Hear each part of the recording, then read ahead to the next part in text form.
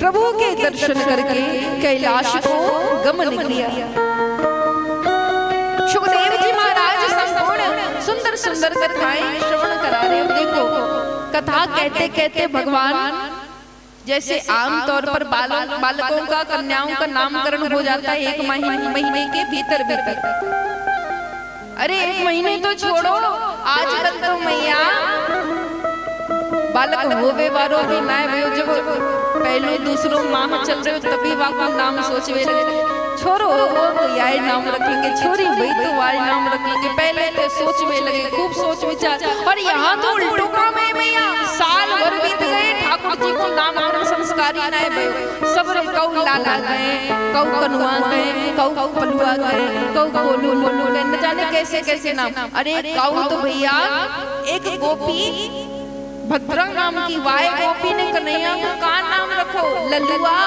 वाको कहे लल्लुआ, साल भर से लल्लुआ लल्लुआ कह रहे। अब तो कन्हैया को नाम करण संस्कार की बारी आई। मैया को इंतजार है। मैया ने बाबा से कही कि बाबा अपने लाला को नामकरण ना भयो। और सौभाग्य तो एक बार की बात है जब मथुरा से गोकुल में गर्गाचार्य ऋषि आया। गर्गाचार्य कौन है? यदुवंश के कुल पुरोहित आचार्य गर्गाचार्य जी महाराज जब गोकुल में पधारे तो नंद बाबा के खूब आग्रह करने पर गर्गाचार्य जी महाराज ने गुप्त रीति से गौशाला में जाकर रोहिणी एवं देवकी पुत्र जशोदा के लाला का नामकरण संस्कार किया। बड़े भाई का नाम बलभद्र रखा। संपूर्ण बल की खान, संपूर्ण शक्तिशाली, हर ताकत से परिपूर्ण, हर बल की खान, वह नाम बलराम रखा। बोलिए बलराम भगवान की, बोल बलराम भैया की जय। और यहाँ छोटे बालक का नाम कर्षयति इति कृष्णा। बोलिए कृष्ण चंद्र भगवान की जय। कृष्ण अर्थात परमेश्वर जो समस्त भक्तों के मन को आकर्षित कर ले, चित्त का हरण कर ले, वो चित चोर, वो माखन चोर, भगवान का नाम श्री कृष्ण पड़ गया। और यहाँ जब भगवान का नामकरण हुआ, भगवान साल भर के हुए। अब तो भगवान की लीलाएं भी दिन प्रतिदिन बढ़ती जा रही हैं। धीरे धीरे भगवान 1.5 साल के हुए। भगवान ने बोलना चालू किया। पहले तो चलना पैया पैया चला करते थे भगवान। जब घुटनों घुटनों चलने लगे पूरे आंगन में, पूरे नंद भवन में, गौशाला से लेकर नंद भवन की हर एक छोर पर भगवान घूम रहे हैं। नंद बाबा ने पहली बार फिर से ढोल बजवा दिए उस दिन जिस दिन कन्हैया ने पहली बार दहली पार करी थी। देखो मैया जाके बालक भैया ना सबरी मैया यहाँ जितनी बैठे सबने अपने अपने बालकन को बचपना तो याद ही होगा कि कैसे कैसे चलो। जब अपने खुद के बालक पहली बार पैर रखते ना, घुटनों घुटनों चलते, उस समय की सुंदरता ही कुछ देखने लायक होती है। हमें इंतजार रहता है कि कब ऐसा समय आएगा जब कोई ऊंचाई हो, दहली हो या कोई ऊंची चीज हो जिसे हमारे बच्चे पार कर जाए तो बड़ी खुशी होती है।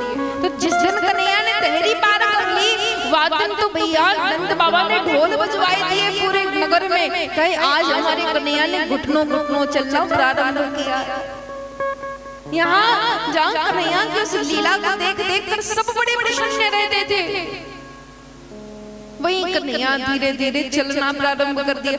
पहले तो घुटनों घुटनों पैया पैया चल रहे हैं, उसके बाद भगवान ने अपने चरण पर खड़ा होना सीख लिया। दीवाल पकड़ पकड़ के कन्हैया चलवो प्रारंभ कर दिए। यहाँ मैया उंगली पकड़ाकर लाला को पूरे आंगन में घुमाई रही है। और धीरे धीरे कन्हैया ने जब चलनो चालू करियो ना मैया, तो एक समय की बात है वान नगर में एक आम बेचने वाली आई।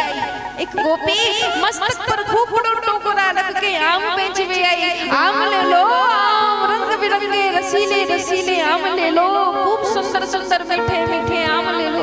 कन्हैया को आम बड़े पसंद। तब कन्हैया ने वाय गोपी ते जाकर कही कि हमें तू अपने आम दे दे, थोड़े दे दे। गोपी ने कही लाला धन लेके आयो है, धन है तेरे पास? कन्हैया ने दूधली बाटी में कहा यो धन का होवे।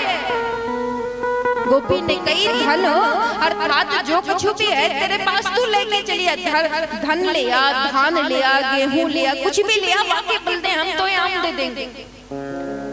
कन्हैया ने कही हम पे तो कुछ ना है और यह सब तो हमें पता ही ना है, हम पे तो कुछ ना आवे। गोपी ने कही लाला तू अंदर से जो कुछ उठाई के लिए आएगा ना, बाकी बंदे हम तो आम खिलाई देंगे। भाई गोपी कन्हैया की सूरत देखते बड़ी मोह हो गई।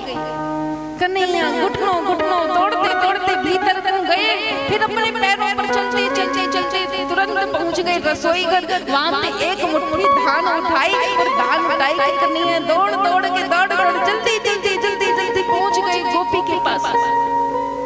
लेकिन इतने छोटे छोटे हाथ में जब कन्हैया ने धान पकड़े ना, पूरे रास्ते में पूरे मार्ग में कन्हैया के हाथ की वो धान तो गिरती चली गई गिरते। और जब गोपी तक पहुंचे कन्हैया तो उनके हाथ में खाली 2 ही दाने धान के बच गए। उन 2 दानों को गोपी ने देखी जैसी कि मेरे खातिर, मेरे छोटे छोटे प्यारे रसीले अमन के खातिर कन्हैया इतने दूर अंदर रसोई तक चलो गए। भाई गोपी तो इतनी प्रसन्न, दोनों के हाथ में धान लेके 2 दाना अपने मस्तक से लगाए के अपने टोकरी में डाल दिया और सबने आमन को बांध के ठाकुर जी को समर्पित कर दी। कन्हैया तेरी ये पाली सूरत पे तो मैं रोज ऐसे निछावर कर दूं, संपूर्ण अपने आम क्या अपना संपूर्ण जीवन तेरी सूरत पे निछावर कर दूं।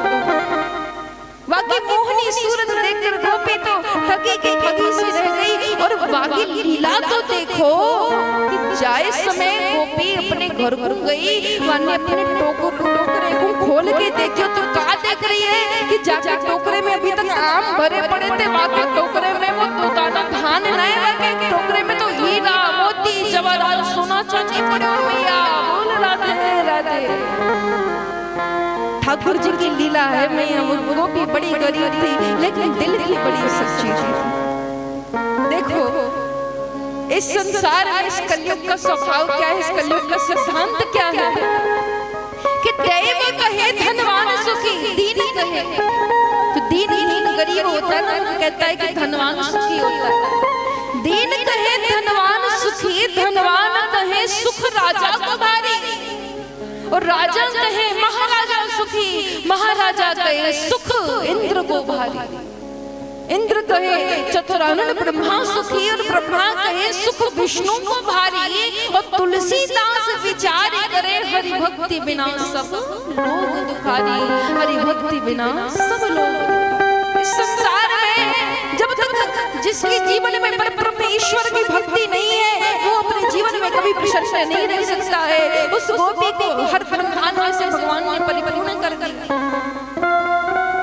अब एक बार की और कथा सुना, एक सुंदर सी कथा आती है। जब कन्हैया अचानक रात्रि काल के बीच में ही जाग गए। 4 बजे बच्चों की आदत होती ना, बच्चे सुबह सुबह उठ जाते।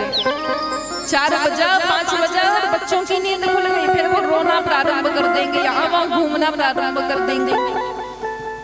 तो कन्हैया भी एक दिन सुबह सुबह से उठ गए और उठ के मैया कहीं पल्लू पकड़ के खींच रहे हैं, कहीं मैया की चूड़ी पकड़ के खींच रहे हैं, कहीं मैया की बिंदी निकाल रहे हैं। अब बच्चों की आदत होती है बिंदी निकालने की, देखा है ना, जब बच्चे बड़े हो जाते हैं ना तो मैया की गोद में खड़े हो जाएंगे, मैया की जो बिंदी होती है उनको निकाल कर खेलने लगेंगे। तो कहीं मैया की बिंदी निकाल रहे हैं, कहीं मैया के कान के झिझके पकड़ के खींच रहे हैं, कहीं मैया के गले को हार खींच रहे हैं। यहाँ इतनी सब लीलाएं देखकर मैया के भी नेत्र खुल गए और मैया ने बड़े प्यार से कन्हैया को गले लगाए। मैया की आदत है, मैया जब वो ठाकुर जी सोया करते थे ना रात में, तो मैया जब सुबह उठाती थी तो प्यार से लोरी गा करके मैया अपने लाला को उठाती थी।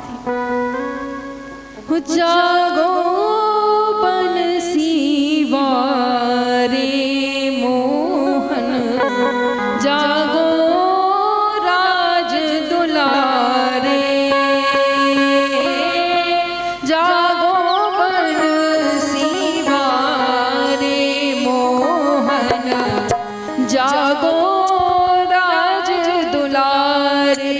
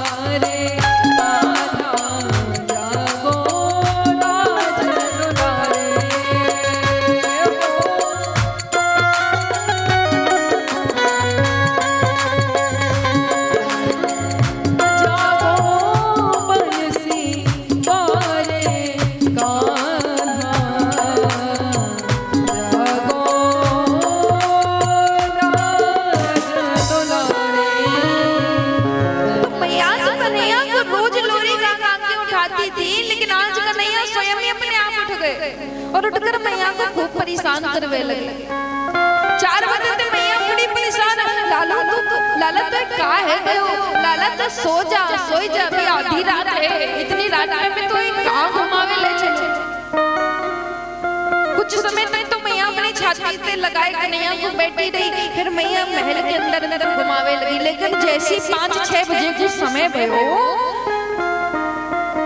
तो अब कन्हैया बड़ी प्रसन्न सुबह आए गए। मैया कहे कि चल, मैया कहे लाला आज मैं तो बंसी बट घुमा के लेके आती हूँ। बंसी बट घुमाने मैया ले गई। और देखो यहाँ की लीला बड़ी सुंदर है। कन्हैया बड़े हो चुके हैं, समझदार हो चुके हैं, थोड़ा बहुत जानने लगे। तो लीला ऐसी हुई कि मैया लाला को बंसी बट घुमावे ले गई और घुमाते घुमाते मैया सबरे पशु पक्षियों को दर्शन कराए रही है। लाला वाई देख, वह तोता देख रहे हो, वाई तोता के साथ तो रोज खेलता है, वाई तोता के संग तो रोज खेला करे। वाई कोयल देख, वाकी आवाज कितनी मधुर है। वाई मोर देख, मोर को जानता है ना कन्हैया।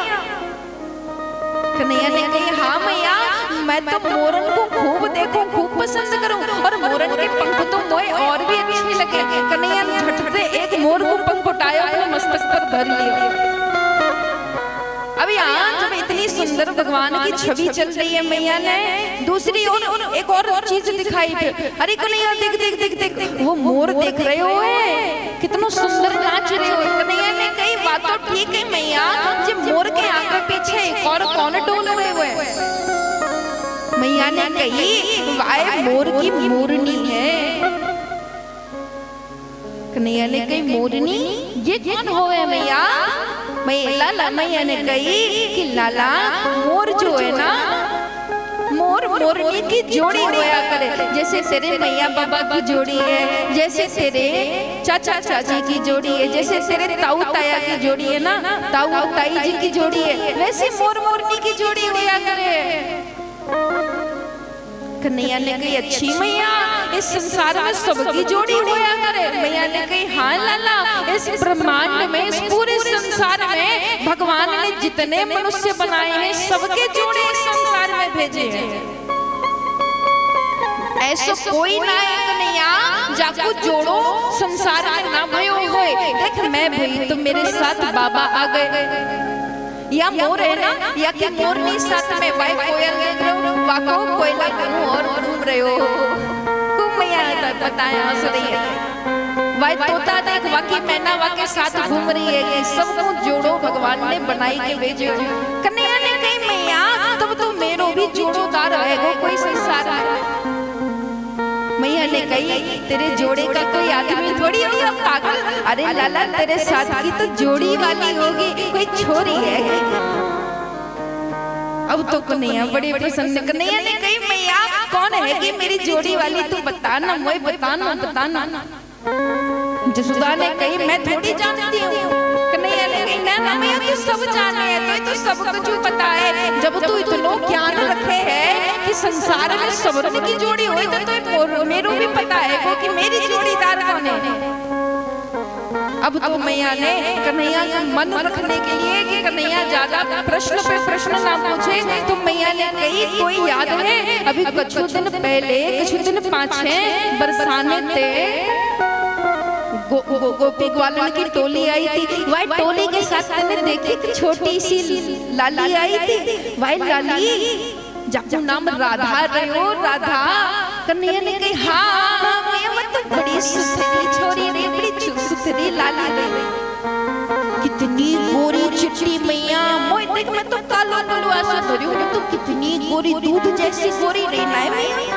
मैया ने कही हाँ भाई तो है तेरी जोड़ीदार। कन्हैया ने कही साची कह रहे हो मैया, मेरी सौ खाओ तो। मैया ने कही हाँ लाला तेरी सौ, वही तो है तेरी जोड़ीदार। और ये भगवान अब तो कन्हैया राधा रानी के चक्कर में फंस गए। भैया राधे राधे राधे राधे, वहां से कान्हा का राधा रानी से प्रेम बढ़ना प्रारंभ हो गया, प्रेम बढ़ना चालू हो गया। अब तो घर आए जब कन्हैया, तो घर आकर के मैया के आगे पीछे डोल रहे हैं, मैया मेरो ब्याह कराए दे। तेरो ब्याह तो है गयो बाबा ते सबरन को ब्याह है जाए मेरो भी कराए दे। मैया कहे अरे काई कह दूं कितनो समझायो मैया ने ठाकुर जी नहीं समझे। ठाकुर जी तो पीछे हाथ धो के पीछे पड़ गए मैया मेरो ब्याह करा दे मैया मेरो ब्याह करा दे। मैया कह रहे दादी के छोरा मैं तेरो ब्याह कराऊंगी तो पीता भरे को छोरा धरियो है और अभी तो तू परमाला पहने को जाने भी है शादी विवाह में कितनो कुछ लगे जब बड़ो हो जाएगा तो अपने आप शादी हो जाएगी। कन्हैया तो बड़े जिद्दी बड़े परेशान मैया के इर्द गिर्द घूमने और मैया ते कहें कि राधिका गोरी से बिरज की छोरी से हर राधिका गोरी से बिरज की छोरी से मैया करा दे मेरो प्यार। बिरज की छोरी से राधिका गोरी से मैया करा दे मेरो प्यार। राधिका गोरी से मैया हाँ मस्ती में थोड़ा थोड़ा झूमते हुए आनंद आएगा थोड़ा। जो जो राधा रानी के दीवाने हैं हमारे शाम के भक्त हैं जरा जरा प्यार से खड़े हो जाइए मस्ती में झूमते हुए। राधिका गोरी से बिरज की छोरी से मैया करा दे मेरो प्यार। बिरज की छोरी से राधिका गोरी से मैया करा दे मेरो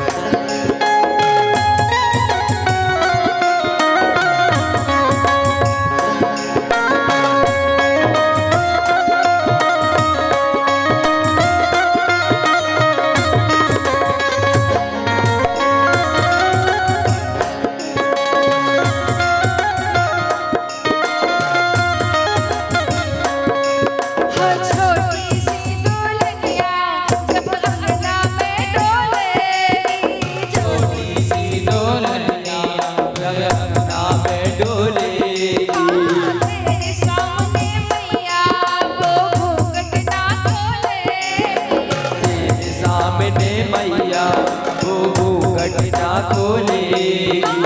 छोटी सी दुल्हनिया जब अंगना में डोलेगी छोटी सी दुल्हनिया तेरे अंगना में डोलेगी तेरे सामने मैया वो घूंघट ना खोलेगी तेरे सामने मैया वो घूंघट ना खोलेगी। वो भोजन में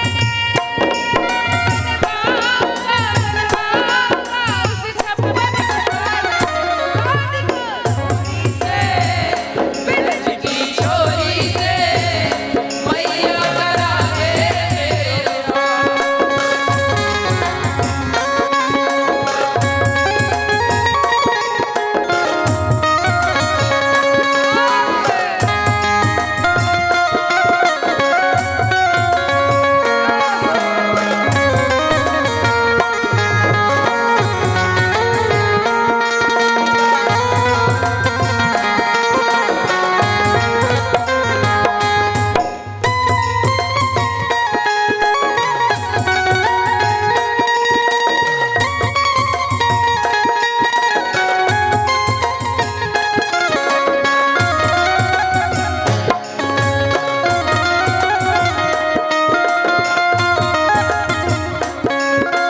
अरे जो ना प्यास करावे तेरी मैया नाही चराओ जो ना प्यार कराए तेरी गौए नाही चराओ जो ना प्यास करावे तेरी मैया नाही चराओ जो ना प्यार कराए तेरी गौए नाही चराओ। अब की पार मेरी मैया तेरे दोहरी पर नाओ अब की बार मेरी मैया तेरी रहरी पर जाऊं अब की बार मेरी मैया तेरे दोहरी पर नाओ अब की बार मेरी मैया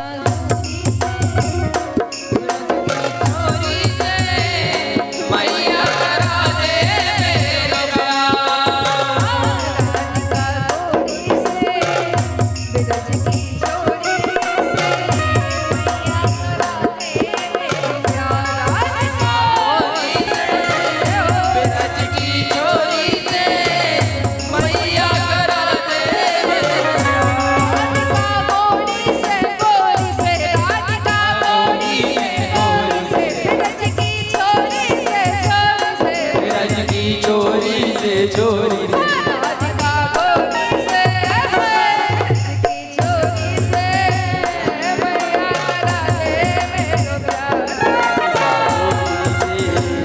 ब्रज की छोरी से मैया करा दे मैया करा दे मेरो प्यार। मैया करा दे मेरो प्यार। मैया करा दे मेरो प्यार। मैया करा दे मेरो प्यार। मैया करा दे मेरो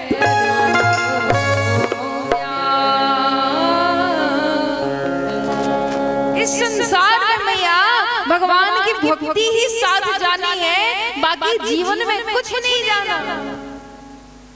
रुपया पैसा धन जजाद दुनिया भर की जितनी मोह माया की वस्तुएं हैं वो सब यहीं धरातल पर धरी की धरी रह जानी है। इस पृथ्वी का नाम धरा इसीलिए है क्योंकि इस धरा पर सब कुछ धरा ही रह जाना है, साथ में कुछ नहीं जाना।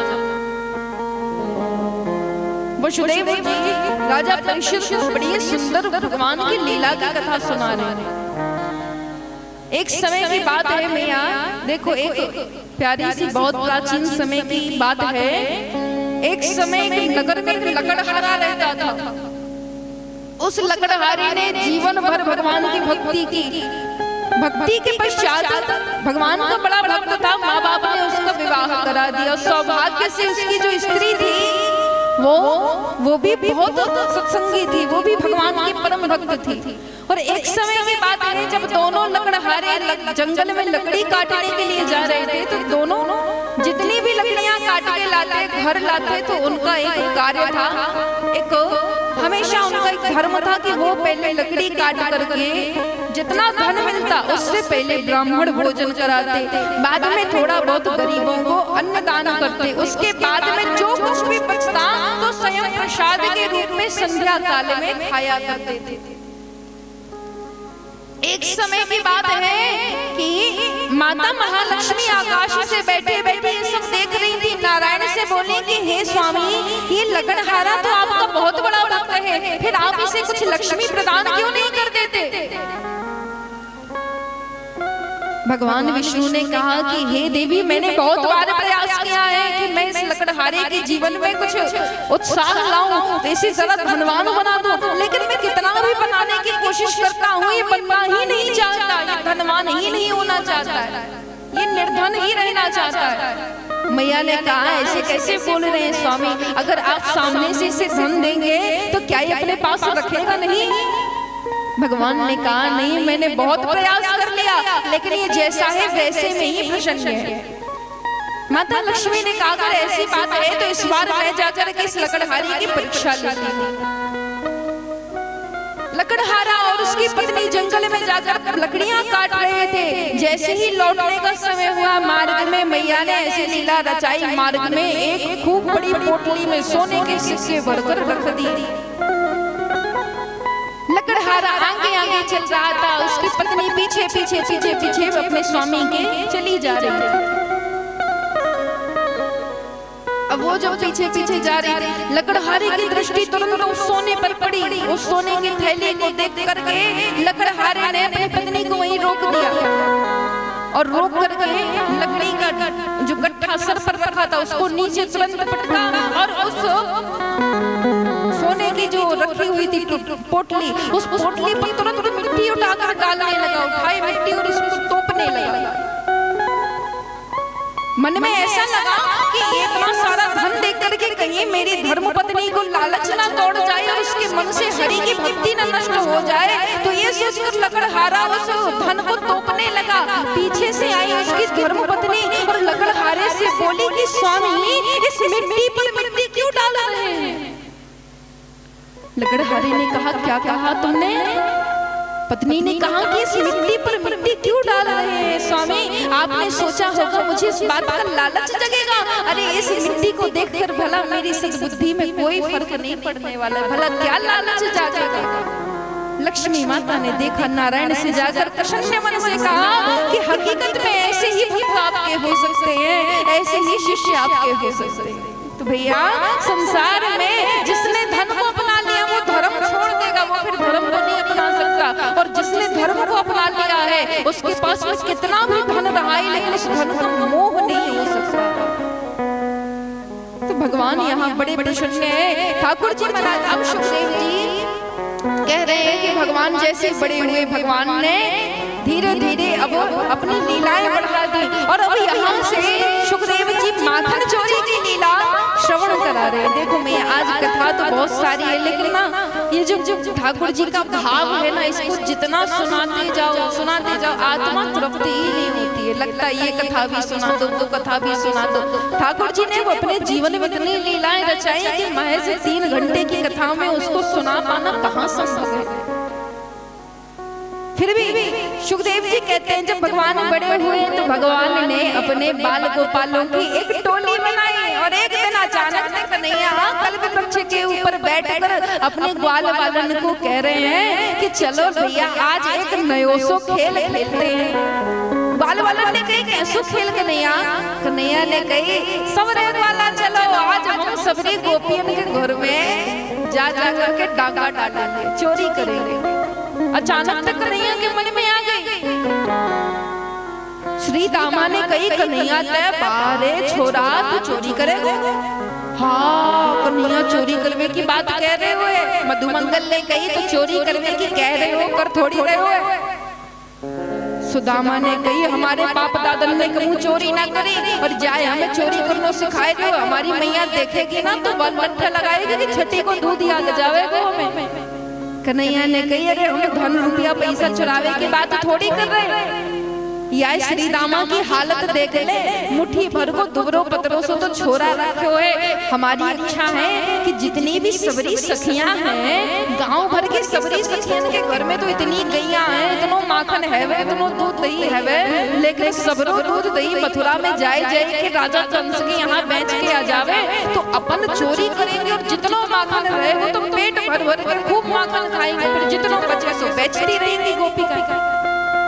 कन्हैया की बात तो सबरे ग्वाला को जम गई। सबरे ग्वाला कहने लगे कि कन्हैया बात तो तेरी बिल्कुल सही है। हमारी मैया के घर में इतनो भर भर के माखन होवे, इतने माट मटका भरी जावे, लेकिन हमारी मैया हमें इतनो तो माखन चीखने तक ना देवे। कन्हैया लाला ने कही आई तो कह रहे हो कि चल भैया जितनो मन करिए सो माखन खाइए और बाद में जितनो हो तो तेरी मैया बेच जाएगी। अब तो कन्हैया का प्लान बन गया कि हमको चोरी करनी है। अब भगवान ने अपनी सबरी बाल मंडली का नाम रख दिया, बाल गोपाल चोर विद्या प्रचार मंडल। भगवान का मंडल चलने लगा, भगवान की चोरों की गैंग चलने लगी पूरी। एक मधुमंगल ने तभी कही कि कन्हैया एक बात तू बता पहले कि हमने तो आज से पहले कभी चोरी करी ना है, अब अगर चोरी करेंगे और कहीं पकड़े गए तब? तो कन्हैया ने कही कि या तो रास्तों भी है हमारे पास में, दूसरे के घर में बाद में चोरी करेंगे, सबसे पहले अपने अपने घर में ही चोरी करते हैं। पकड़े गए तो लट्ठा तो मैया के हाथी से घलेंगे और ना पकड़े गए तो समझ लो कि हमारी चोरी सफल रही है। सबरे वाला अपने अपने घर में चोरी करने के लिए चले गए। यहाँ कन्हैया की लीला देखो, अब कन्हैया कैसे पहली बार चोरी कर रहे हैं। मैया ने लाला को सुलाई दी, वो पुचकारी के दूध पिलाई के माखन मिश्री सब खिलाई के बढ़िया सुलाई दी। और अब कन्हैया ने पहली बार चोरी कैसे करी कि कन्हैया जैसे देख रहे हैं कि मैया के घुंघरू की आवाज बंद हो गई। एक आंख खोल के देख रहे हैं कन्हैया, कह रहे हैं अरे मैया तो गई, मैया तो गई। और जैसी मैया बाहर को गई कन्हैया उठ के बैठ गए और धीरे धीरे धीरे चलते चलते रसोई में पहुंच गए। रसोई में पहुंचे कन्हैया माखन की बड़ी सी हांडी देखे, खूब बड़े बड़े हांडे रखे हुए थे, वहाँ के ऊपर छोटी छोटी मटकियां रखी हुई थी। कन्हैया ने कही इतनो बड़ो हांडो तो हमसे ना पायो जाएगो, वाई छोटी सी मटकियां थे माखन निकालना पड़ेगा। कन्हैया चढ़ के खूब ऊपर चढ़ के माखन की मटकियां नीचे उतार के धर गए। और जैसे पहलो गौर भगवान ने माखन खायो कि पीछे से मैया ने आके कन्हैया के कान पकड़ लिए, लाला यहाँ क्या कर रहे हुए, तैने चोरी करी कन्हैया? अरे मैया मैया तू आ गई, काना तू पकड़ गए हो, काना तू फंस गए हो। और देखो समस्याओं में फंसने के बाद भी जो सुलझ जाए उसे घनश्याम कहते हैं। ठाकुर जी तो फंस गए, पकड़े गए। लेकिन अब कन्हैया ने मैया से कहा गई, अरे मेरी बाबरी मैया, मैं अपने घर में चोरी काय करूँगो? अरे तेरे पाछे थे मैंने देखी कि एक चींटियन की लाइन जा रही थी, खूब लंबी लाइन जा रही थी मैया। वहाँ चींटियन की लंबी लाइन को देख करके मैं वहाँ चींटियन के पीछे गई। मैंने कहा देखी मैया कि चलते चलते वे सबरी चींटियां तेरे माट मटकन में चढ़ गई। अब चढ़ते चढ़ते चढ़ते चढ़ते वो छोटी सी मटकिया नहीं ना मैया, वाके ऊपर जाके माखन खाई रही थी। तो मैंने वह मटकिया उठाई मैया, देख रही हूँ वाके किनारे किनारे इतनी सबरी चींटियां चढ़कर घूम रही थी। तब मैंने कि तेरो माखन गंदो ना है जावे, शाम को तोए राजा कंस के यहाँ दरबार में माखन पहुँचाना है ना, तो तेरे माखन में अगर एक चींटी पा गई तो तू तो जाने मैया कि वो राजा कंस कितनो बलवान है, कितनो शक्तिशाली है। फिर तू अगर वाए तेरे माखन से नफरत हो जाती मैया, तो तेरो तो सबरो माखन धरो को धरो ही रह जाता। तो मैंने तेरी लाज बचावे खातिर वह चींटियन को निकालने के टाइम जैसी हाथ डाला मटकिया में, तो मैया मेरे हाथ पे वो माखन छप गया। और माखन छपे मैया, तो माखन के साथ साथ वो चींटी भी मेरे हाथ में आ गई। और मैया वो चींटी चढ़ते चढ़ते चढ़ते मेरे हाथ के ऊपर आ गई, हाथ के ऊपर चढ़ते चढ़ते मेरे कंधे तक आ गई मैया। और कंधे से चढ़ते चढ़ते चढ़ते मेरे गले तक आ गई मैया। और गले से चढ़ते चढ़ते मेरे मोहड़े तक आ गई। और जैसी चींटियां सब मेरे मोहड़े पर आई, तो मैंने वाको मारे हुए खातिर जैसे मोहड़े पर हाथ फेरे मैया, इतने में तू चली आई। और तेने समझ ली मैंने चोरी करी है। मैंने चोरी ना करी मैया, मैंने तो तेरी मदद करी है। बोलो राधे राधे राधे राधे। ऐसे कन्हैया की बाल लीला, कन्हैया की तो चोरी भी सफल रही, यहाँ सबरे ग्वाल वालों की भी चोरी सफल रही। अब कन्हैया ने सबरे गोपी ग्वाल वालों के घर में माट मटका फोड़ने चालू कर दिए। जब ही मार्ग में चलती हुई गोपिकाएं देखे कि मार्ग में बड़े बड़े हांडी ले ले करके माट मटका ले लेकर गोपियां जा रही है, कन्हैया गुलेल दे सबरे गोपियन के माट मटका फोड़ दे। कभी जाकर के खूब चोरी करके आए, कभी जाकर के माखन चुराए, कभी जाकर दही चुराए, कभी जाकर के हांडी फोड़ के आ जावे। कन्हैया ने पूरे गोकुल में खूब उपद्रव मचा रखा था। एक गोपी बड़ी चतुर, एक गोपी ने कन्हैया को पकड़वे के कहीं एक उपाय करो। बड़े सुंदर सो सजाई के माखन मटकिया पे एक ऊपर खूब ऊपर सी के पर टांग दियो, और वाय मटकिया पर एक सुंदर सी घंटी बांध दी। और कहो कन्हैया की प्रतीक्षा करवे लगी, कहीं दूर छिप कर जैसे घंटी बजेगी कन्हैया माखन चुरावे वो सब में आकर कन्हैया को पकड़ लूंगी। गोपी बड़ी चतुर। इतने में भगवान अपने बाल गोपालों की मंडली को लेकर वाय गोपी के घर में पहुंचे। कन्हैया ने कहा देखी कि इतने ऊपर दही की हांडी टंगी गई है। कन्हैया ने कही बलदाऊ भैया कह रहे हैं कि अरे कन्हैया इतने ऊंची मटकी को हम कैसे पाएंगे। कन्हैया ने सबरे ग्वाल वालों को इकट्ठा करो और एक के ऊपर एक सबरन को हाथी घोड़ा बनाई दियो, और सबके ऊपर चढ़ के कन्हैया अध्यक्ष बनकर खड़े हो गए। बोल चोर माखन चोर भगवान की जय हो, बोल माखन के चुरैया की जय हो, बोल बंसी के बजैया की जय हो। मेरा मक्खन ना चुराओ शाम पैया परो मेरा मखन ना चुराओ श्याम पैया पड़ो। मेरा मक्खन ना चुराओ शाम पैया परो। मेरा मखन ना चुराओ श्याम पैया पड़ो।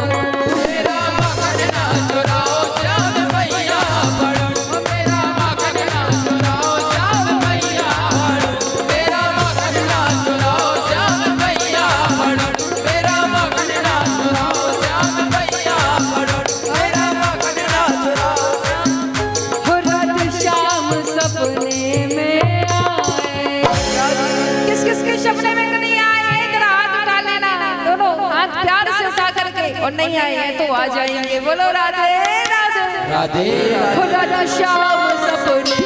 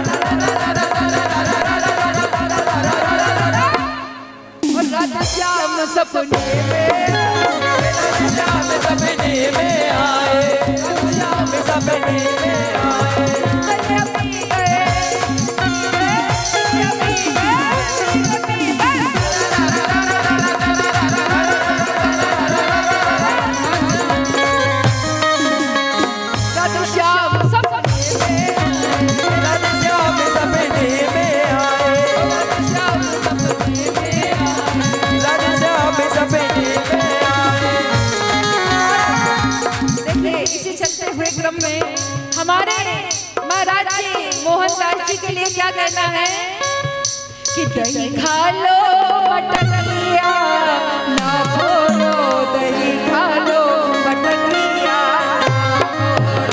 दही खा लो मटकिया ये फोड़ो, दही खा लो मटकिया ये फोड़ो, दही खा लो मटकिया ना छोड़ो, दही खा लो मटकिया दही खा लो मटकिया ये फोड़ो, दही खा लो मटकिया ये फोड़ो।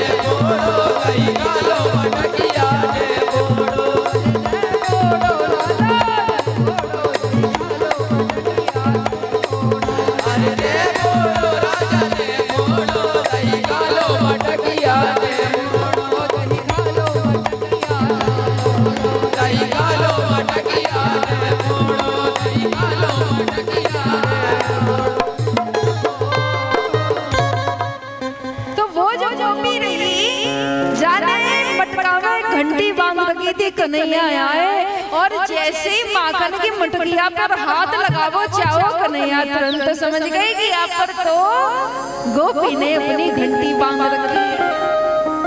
अब कन्हैया ने धीरे तक घंटी के कान में कहा कि देखो कन्हैया सबसे बात करते हैं, जैसे कहते थे ना कड़ कड़ में भगवान है, तो भगवान सबसे बात करते हैं। भगवान ने कन्हैया ने धीरे तक कही कि अरे लाला, अरे घंटी घंटी सुन, जब मैं माखन निकालूं खाऊं ना तो बजिए मत, माखन निकालूंगो हांडी छूऊंगो तो बजिए मत।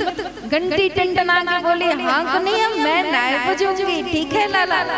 घंटी तो बात मान गई। अब कन्हैया ने सबरे ग्वाल वालन को माखन निकाले सबको खिलायो, सबको माखन लुटाई दियो। आखिरी के पाछे जब स्वयं खावे की बारी आई और कन्हैया ने जैसे स्वयं के खावे को हाथ डालो तब भी घंटी ना बजी, मोहड़े तक लगायो तब भी घंटी ना बजी, और जैसे मुख के अंदर ले लियो वैसे घंटी टन टन टन टन टन टन बजवे लगी। बोल वृंदावन के बिहारी लाल की जय, बोल माखन के चुरैया की जय हो। और यहाँ घंटी जैसी बजी रे कन्हैया सर पीट करके कहवे लगे सत्यानाश, घंटी तो बजी काय। घंटी ने कहे कन्हैया यो सारो जगत खावे सो मोए कतई फर्क ना पड़े, लेकिन जब मेरे ठाकुर जी को भोग लगे, जब मेरे श्याम जी को भोग लगे तो बिना मेरे बजे मेरे ठाकुर जी भोजन ना पाया करे। इसलिए मैया जब कन्हैया को भोग लगाओ तो पहले घंटी बजाए दो, तब कन्हैया भोजन स्वीकार करते हैं। अब वाए गोपी आकर के कन्हैया को पकड़ के जसुदा मैया के पास ले जावे लगी, ले जाकर के जसुदा जी से शिकायत करवे वाली थी। कन्हैया ने लीला रचाई, अच्छी खासी मोटी ताजी हट्टी कट्टी गोपी। कन्हैया ने कही अरे मेरी प्यारी गोपी, मेरी भोली गोपी, तू तो देख पहले ऐसी मोटी ताजी रखी है, मैं तो इतनो दुबलो पतलो हूँ, तैने मेरो हाथ इतनो कस के पकड़ रखे हुए, नेक मेरो याय हाथ छोड़ के दूसरो हाथ पकड़ ले, यार हाथ में दर्द हो गए हुए। गोपी ने जैसे हाथ छोड़ के दूसरा हाथ पकड़े हो, कन्हैया ने वाके हाथ की जगह वाके देवर को हाथ पकड़ाई दियो और देवर से कह दियो कि सुन मैं तो खूब सारे थाल भर के लाडू खवाऊंगा, तू यहाँ के साथ चल जा। देवर भी बात मान के चल दियो। अब यहाँ गोपी ते पहले कन्हैया मैया के पास जाके खूब जोर जोर से रोवे लगे, अरे मैया मोए बचाई ले। बात तो गोपी है ना, वाए एक गोपी मोटी ताजी सी अपने नगर की, वाए अपने देवर के साथ कोई मारवे घात के दा रही है, मैया मोए बचाई ले। मैया ने कही मैं भी देखूं मेरे लाला को कौन मार रही हो। गोपी आई शिकायत करती, अरे मैया देख तेरे लाला को रंगे हाथ पकड़े हुए, तेरे लाला को रंगे हाथ पकड़े हुए, तेरे लाला ने मेरे घर में माट मटका फोड़ दिए।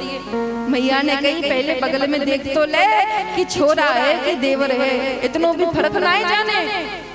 अब तो गोपी समझ गई कि कन्हैया काऊ के हाथ में आवे वालो ना है, कितनी भी सतत प्रयास कर लो।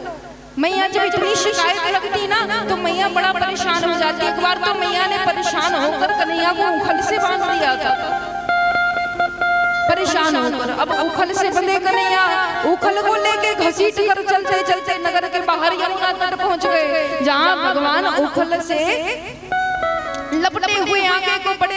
वो भगवान तो एक दो पेड़ों के बीच से निकल गए, वहाँ एक पेड़ जो थे ना उनके बीच में वो उखल अटक गया। अब भगवान ने मारा एक झटका, सो वो उखल रहा, सो झटका दे करके उन वृक्षों को उसने तोड़ दिया। और जैसे वो वृक्ष टूटे तो नल कुबेर और मणिभद्र नाम के दो भाई वहां से उत्पन्न हुए। और ये तो नल कुबेर की जो कथा आती है ना, अब देखो कथा तो बहुत सारी है भागवत में, लेकिन संक्षिप्त में ही सुनाई जा सकती है।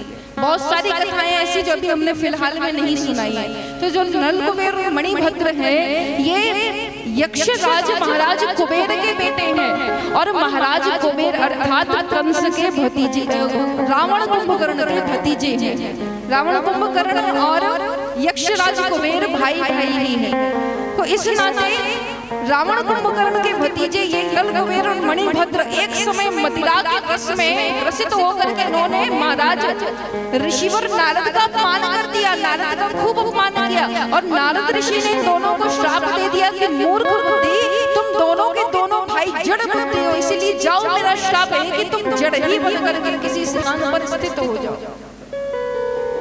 लेकिन जब उन दोनों पर दया आई तो दयावश ऋषि ने कह दिया कि जिस समय द्वापर युग में भगवान मां यशोदा के यहाँ पर उपस्थित होंगे तो उस गोकुल ग्राम में जब भगवान आएंगे तब वो तुम्हारा उद्धार करेंगे। और वह लीला प्रभु ने रचाई, भगवान नल कुबेर और मणिभद्र का उद्धार करके वहां से लौट आए। तो यहाँ इनकी भी कथा सुनाई। अब देखो भगवान का गोकुल से गमन हो रहा है। जब इतने सारे असुरों का, कहीं बकासुर है, संकटासुर है, ऐसे ऐसे असुरों का जब बार बार आक्रमण गोकुल पर होने लगा तो मैया यशोदा को भय हो गया कि कहीं मेरे लाला के प्राणों में बात न बन आए, मेरे लाला के प्राणों को कोई संकट ना हो जाए। तो मैया ने खूब नंद बाबा से प्रार्थना की कि नंद बाबा हमें अब इस गोकुल का त्याग कर देना चाहिए, इस गांव में बहुत असुरों ने डेरा डाल दिया। तब उपनंद एवं समस्त ग्राम के ग्वालों की सलाह लेकर के नंद बाबा ने सोचा कि अब इस गांव को छोड़कर किसी छोटे से वन में जाकर के निवास किया जाए, किसी जंगल में जाकर निवास किया जाए।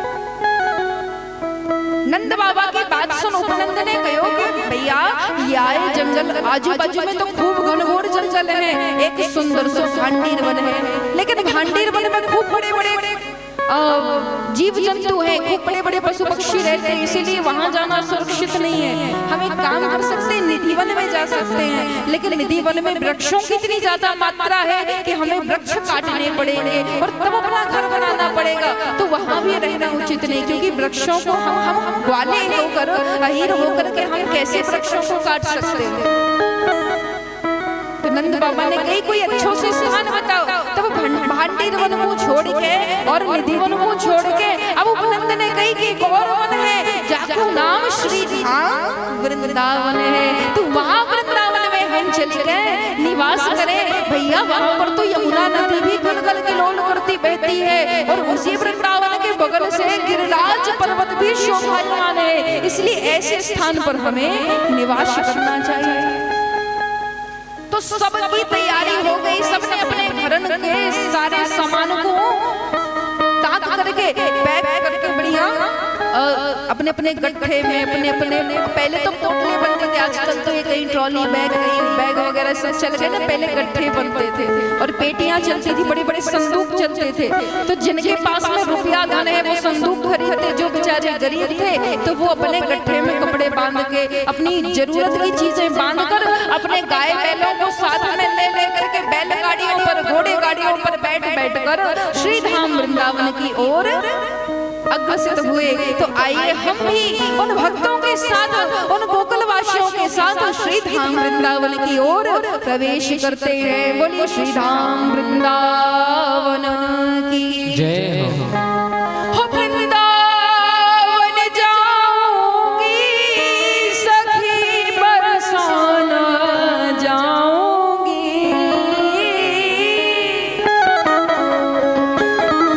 हो वृंदावन जाऊंगी सखी बरसाना जाऊंगी, हो मेरे उठे मेरे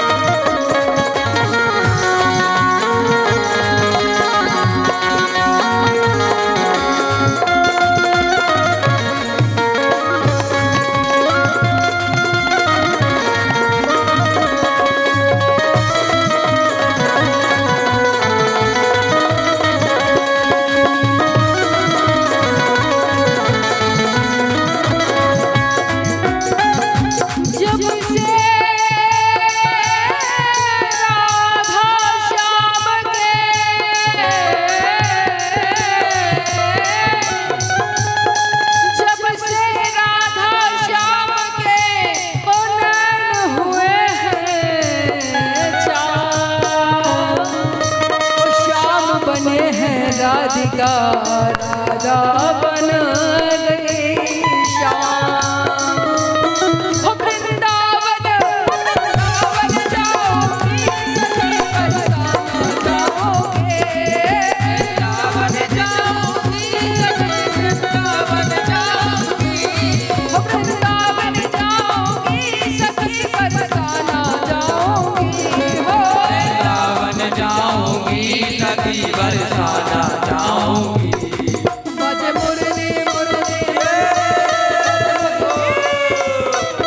हो बज मुरली यमुना तीर सखी वृंदावन जाओगे।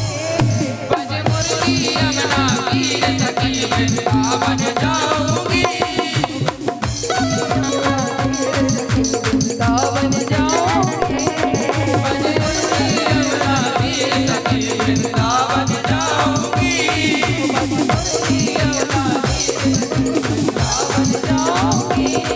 बज मुरली यमुना तीर सखी वृंदावन जाऊंगी। बज मुरली यमुना तीर सखी वृंदावन जाऊंगी।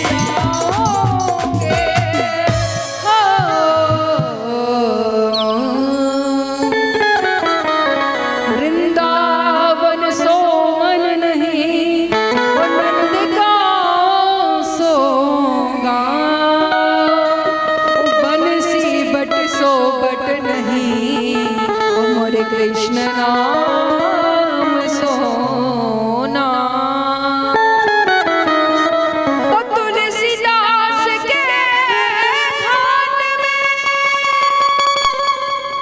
भई संतन की भीड़। ओ तुलसीदास चंदन घिसे तिलक दे रघुवीर। बोल वृंदावन वांके बिहारी लाल की जय हो। श्री धाम वृंदावन में जाकर के भगवान ने बहुत सुंदर सुंदर लीलाएं रचाई हैं। कालिया नाग मर्दन की कथा आती है, जो कथा अब हम कल श्रवण करेंगे, जहां भगवान ने दीपावली त्योहार के पश्चात गिरिराज महाराज का सुंदर पूजन करवाया है। जिस दिन गिरिराज पूजन होता उस दिन इंद्र का पहले पूजन होता था, लेकिन इंद्र को अपने पूजन में इतना घमंड आ गया, अपने स्वयं के ऊपर इतना अहंकार आ गया कि भगवान ने इंद्र का अपमान हटाने के लिए उसका अभिमान कम करने के लिए इंद्र की जगह गिरिराज महाराज का पूजन रखना प्रारंभ कर दिया। और समस्त गोकुलवासी, समस्त वृंदावनवासी एवं 84 कोश ब्रजवासी श्री धाम वृंदावन में गिरिराज महाराज का खूब सुंदर पूजन करते हैं। अक्षत धूप दीप नैवेद्य 56 भोग के साथ में बड़े बड़े थाल सजा करके गोपी ग्वाल बाल वृंदावन से होते हुए गोवर्धन की ओर गए। जाकर के भगवान से प्रार्थना की, गिरिराज महाराज से प्रार्थना की। गोपिकाओं ने हाथ जोड़ कन्हैया से कहा कि कन्हैया तू कह रहा है लाला कि हम या पर्वत की पूजा करें, लेकिन तू बताए दे कि पूजा करवे से पहले हम जाय देवता का पूजन करें, वाद देवताओं को स्नान कराना पड़ेगा। कन्हैया तू या बता कि इतने बड़े विशाल पर्वत को हम स्नान कैसे कराएंगे। कन्हैया ने एक लीला रचाई, मन में तुरंत माँ गंगा का स्मरण किया और ऐसी कृपा वर्षाई माता गंगा से प्रार्थना की कि हे भगवती आप इसी स्थान पर प्रकट हो जाइए। तो भगवान के प्रार्थना करने पर माँ भगवती गंगा गिरिराज पर्वत से ही मानसी गंगा के रूप में प्रकट हो गई। बोल मानसी गंगा की जय हो। समस्त प्रकार से पूजन संपन्न कराने के बाद 56 भोगों का नैवेद्य लगवाने के बाद भगवान बड़े बड़े थाल में भोग सजे हुए हैं। जितने भी प्रकार के भोग होते हैं, व्यंजन होते हैं, खट्टा मीठा तीखा, हर प्रकार के रसीले रसीले पकवान भगवान ने गिरिराज पर्वत के लिए बनवाए और भोग लगवाया। ओम नाभ्याशीदंतर्षिगुम वैष्णोर्द्यो समवर्तताभ्याम भूम्रतिजा ज्योतिराजता लोकान कल्पयन्। भगवान यहाँ भोग लगवा रहे हैं। अब भगवान ने कहा कि चलो चल करके 7 कोश गिरिराज की परिक्रमा लगाते हैं। 7 कोश अर्थात 21 किलोमीटर। एक कोष में 3 किलोमीटर होता है, तो 7 कोष की परिक्रमा लगाने के लिए सवरे गोपी ग्वाल वालों को लेकर भगवान तैयार रह गए। आइए अब हम भी मिलकर गिरिराज पर्वत का, जो गिरिराज महाराज की कथा चल रही है, गिरिराज महाराज तो यहाँ उपस्थित नहीं है लेकिन भोलेनाथ भगवान यहाँ है, तो उन्हीं का हम पैर पखारेंगे और आरती का भी समय हो रहा है। तो गिरिराज महाराज का एक प्यारा सा भजन श्रवण करेंगे, तत्पश्चात जब तक अब आरती की थाल सजा लीजिए, आरती करेंगे। श्री गोवर्धन महाराज, हो श्री गोवर्धन महाराज, महाराज मेरे माते मुकुट विराज रयो। श्री गोवर्धन महाराज, महाराज मेरे माथे मुकुट विराज रहो। श्री गोवर्धन महाराज, महाराज तेरे माथे मुकुट विराज रयो। श्री गोवर्धन महाराज, महाराज तेरे माथे मुकुट विराज रहो।